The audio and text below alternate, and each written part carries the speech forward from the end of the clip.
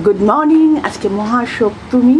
আকাশটা দেখো, ঠিক ভোর 5টা বাজে। এই দিকটা পূর্ব দিক, তো আমার সোফা থেকে বসে না সূর্য ওঠা দেখা যায়। দেখো কি সুন্দর লাগছে আকাশটা।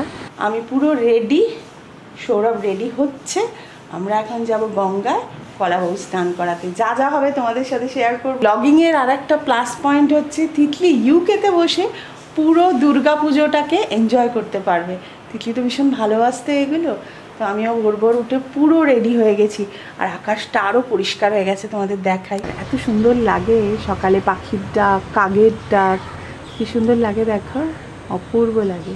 আমি না ভোরবেলা ওঠাটাকে খুব এনজয় করি। আমি ভীষণ ভালোবাসি ভোরবেলা বেরোনো, ভোরবেলা ওঠা আমার খুব পছন্দ। আকাশটা শুধু দেখো।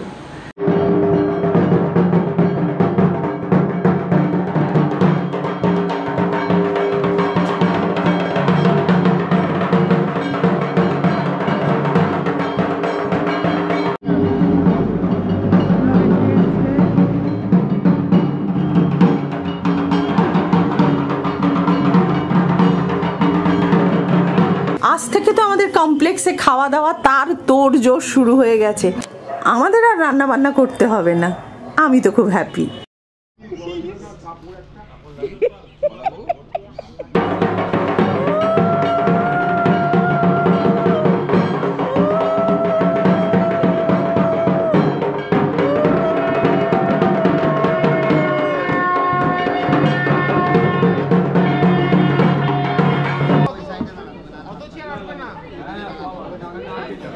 আমরা এখন চললাম প্রিন্সেপ ঘাটে।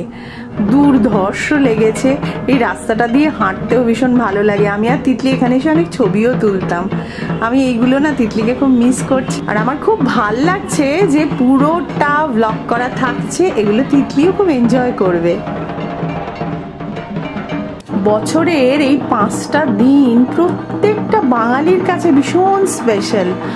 আসলে আমরা এই সময়টা একটা অন্যরকম আনন্দে মেতে উঠি, ভীষণ মনটাই ভালো হয়ে যায়।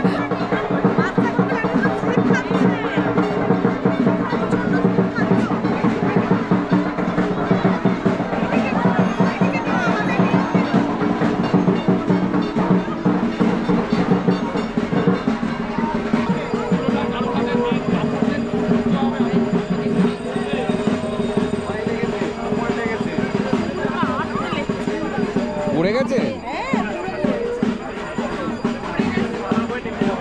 মানে এই এতে ঘাটে তো।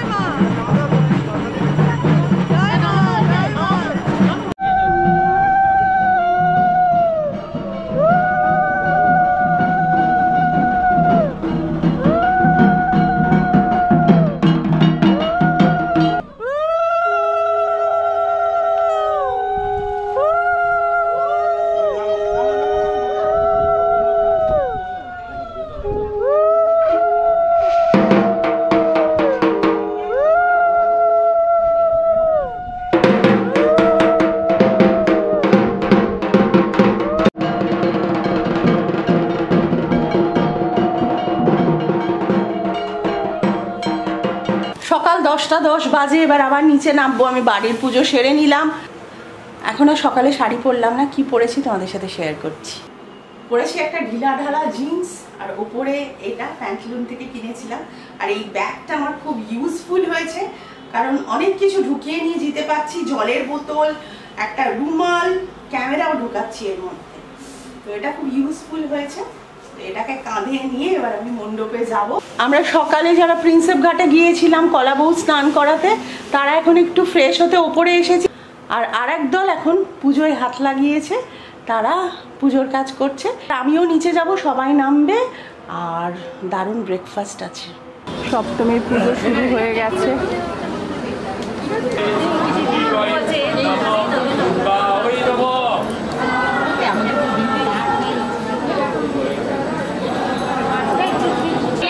আমাদের ফার্স্ট রাউন্ড অঞ্জলি শেষ, সেকেন্ড রাউন্ড হবে।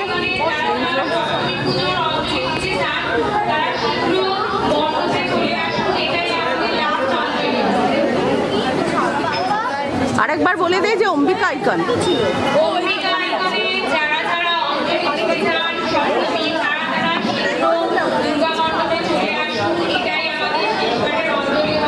আবার একবার ফ্রেশ হয়ে নিলাম।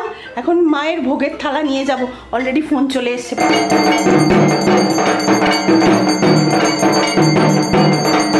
দুর্গা পুজো মানে কিন্তু শুধু মায়ের পুজো নয়, তার সাথে রয়েছে সাজ গোজ, খাওয়া দাওয়া আর আড্ডা।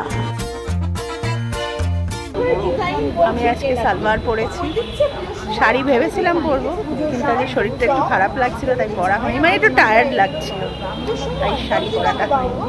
এবার বাসন কোসন সব পরিষ্কার করার পালা চলছে। আমরা এরকম ভাগ ভাগ করে কাজ করে নিচ্ছি সবাই। আর এই যে দাঁড়িয়ে আছেন ইনি খুব কাজে। হ্যাঁ আসুন, আপনার হবে।